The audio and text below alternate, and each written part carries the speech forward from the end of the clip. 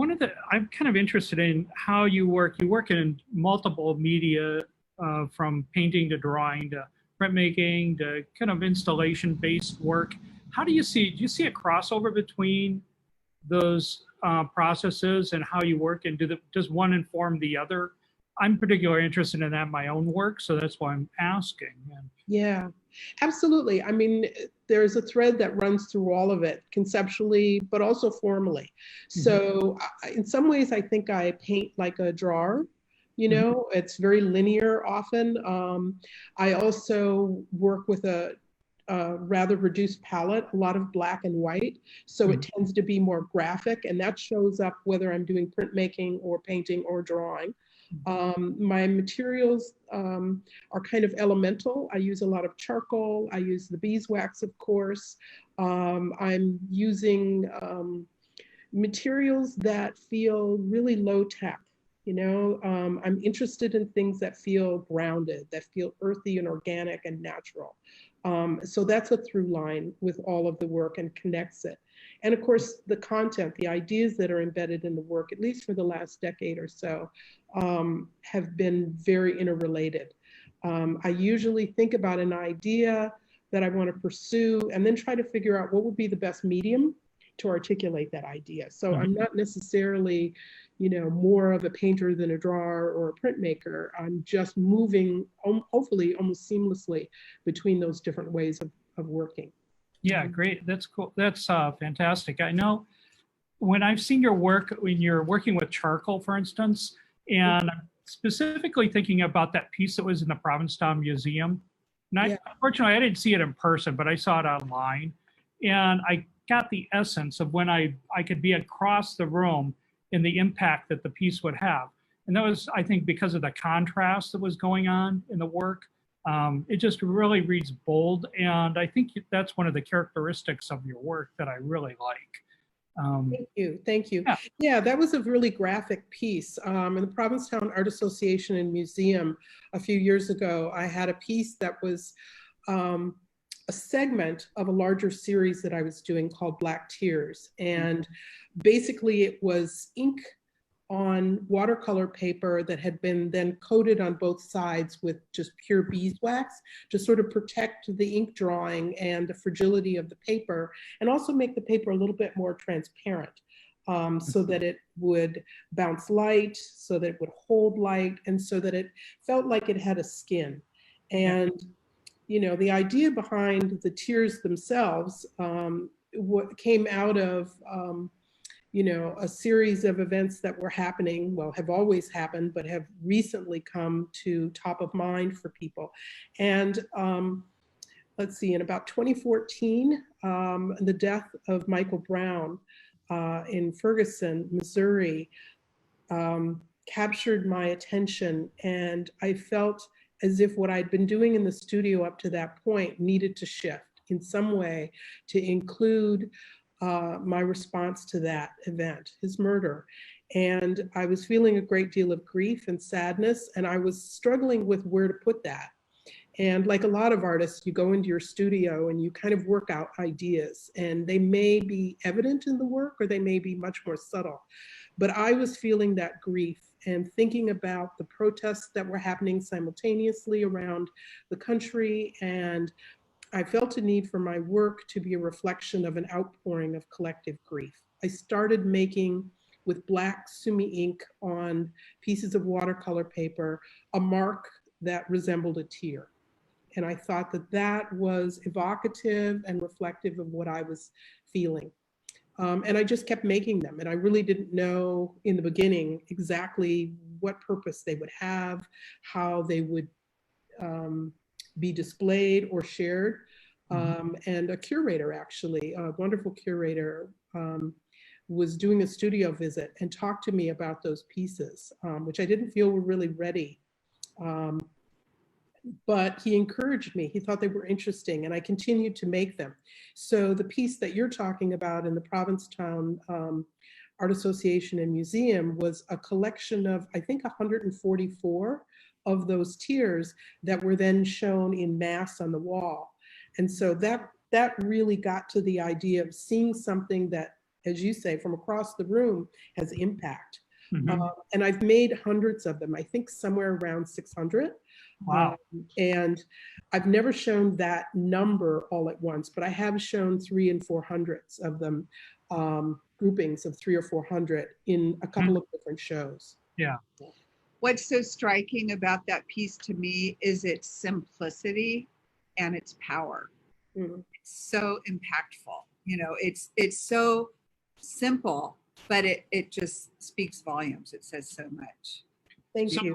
are they all individual components? So they're just put together, or do you have them like 10 in a grouping, or so you kind of move them They're around? all individual. I mean, they're actually stored in my studio right now in a box. Okay, And they, I store them just like pages, loose, Mhm.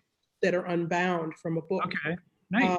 So I think of them as graphic, and they're adaptable, almost infinitely adaptable to the space where they'll be shown. So sometimes a big rectangle, sometimes a long linear display, really any number or shape. Although I do think you're right, Helen, they have more impact when there's a lot of them.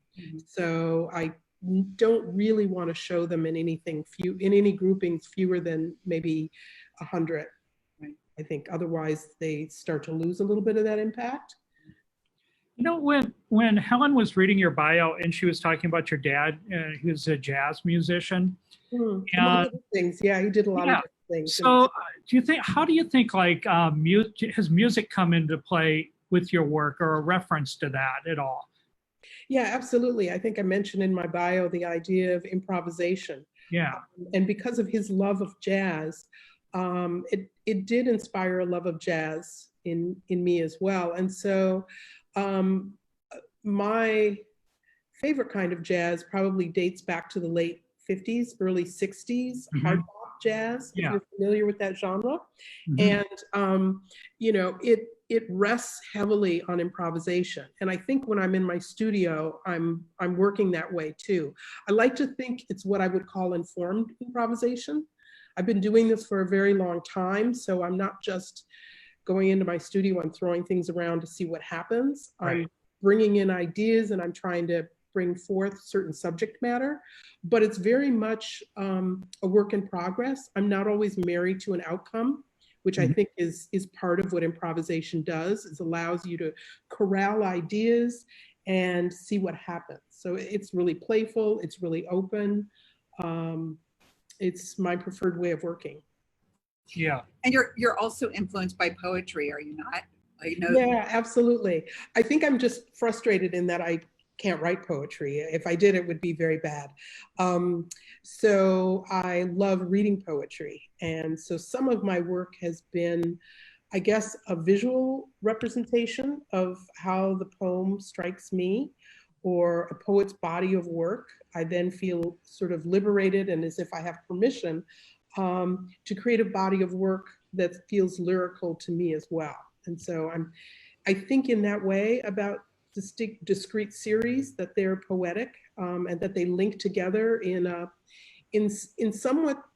similar to the way that poetry works on a page. It's not just the written word, the text.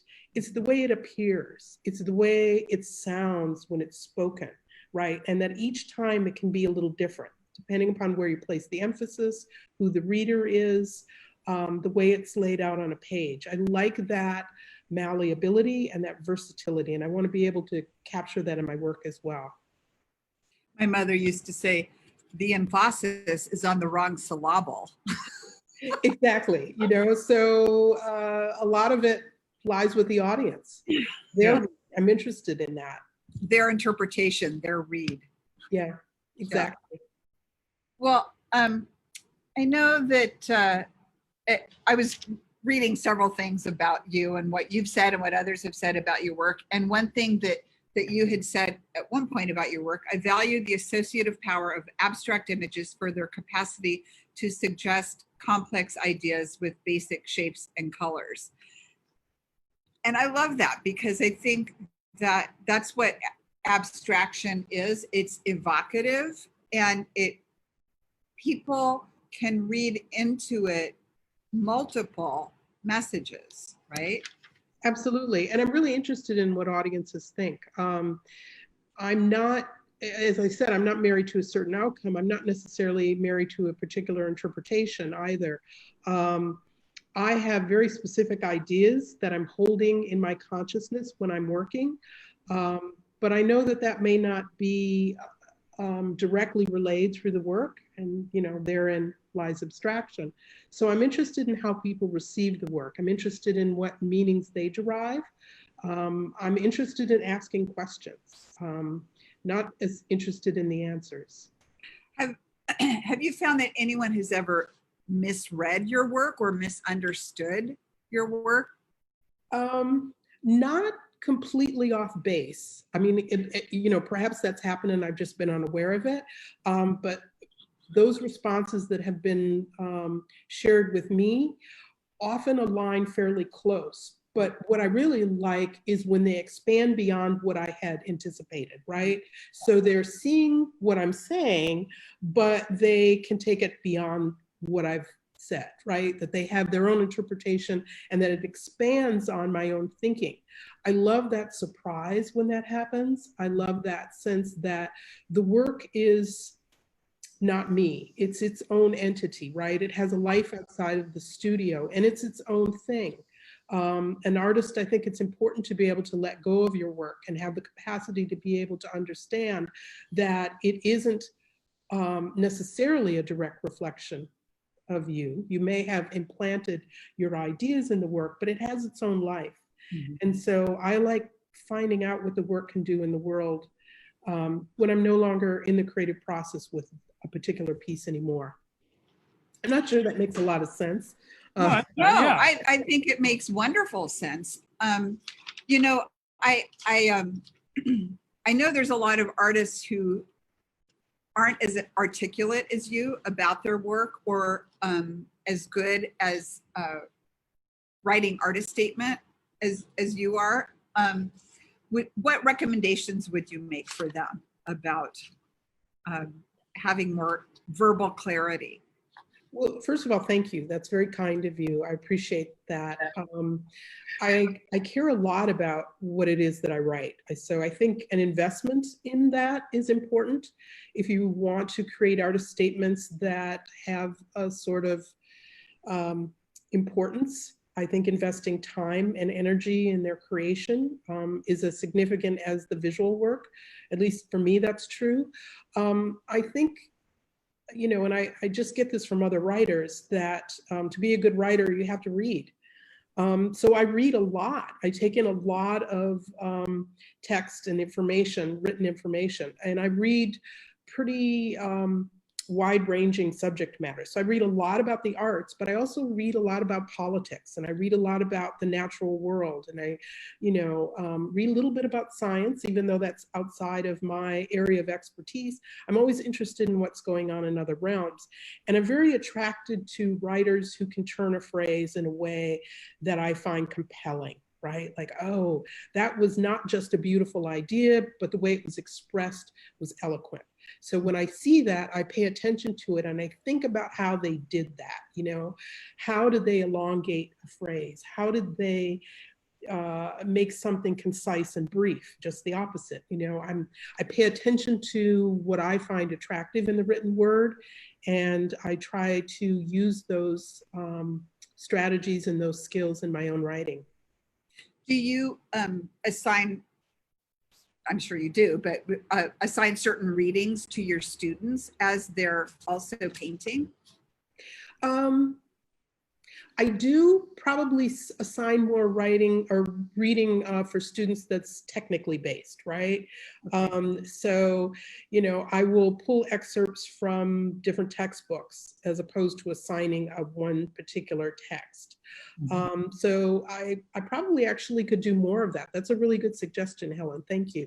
Maybe doing it in some of the ways that I find inspiring in my own practice would be helpful to students, to assign a poem or to assign a novel, or I do occasionally assign essays for students to do short reading. And then I also like students to do short responsive writing assignments. I like students to get a lot of practice writing about their own work, because I think being an artist in the world means that you have to be able to communicate.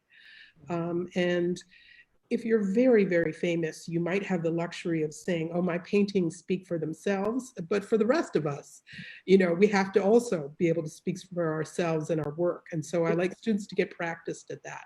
That's great. It's a part of marketing, right? Yeah, it's marketing, but it's also exchanging with the larger world of ideas. One of the great things about teaching in a university is I get to have a lot of really smart colleagues around, and have great conversations with them, and opening up my own ideas about things that I might not have landed on if left to my own devices. So I find that a really stimulating environment to be in. And I'm sure students like that about being in college too. You're introduced to things that you would have never tripped over had you not been in that environment. So being in an exchange of ideas, expanding your own thinking, that's really the purpose of it. Above and beyond, the instrumental value of marketing. I get why that's important for artists, but fundamentally what we do is live in a world of ideas. So do you find yourself crossing over between departments in the university, or is it mostly within I know it's probably mostly within the art department, but do you find yourself moving outside of the art department and working with other areas? I work in the Visual and Performing Arts department, and a subset of that is the studio art program. But I have great conversations and engagements with faculty in other parts and other departments of the university. Largely those conversations happen with other faculty in the humanities. So whether it's language, literature, philosophy, history, those are the colleagues that I probably touch base with the most often, and spend the most time in conversation with.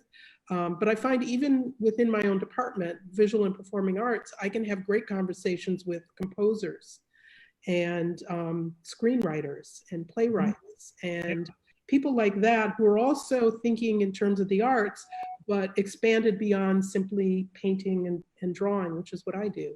Right.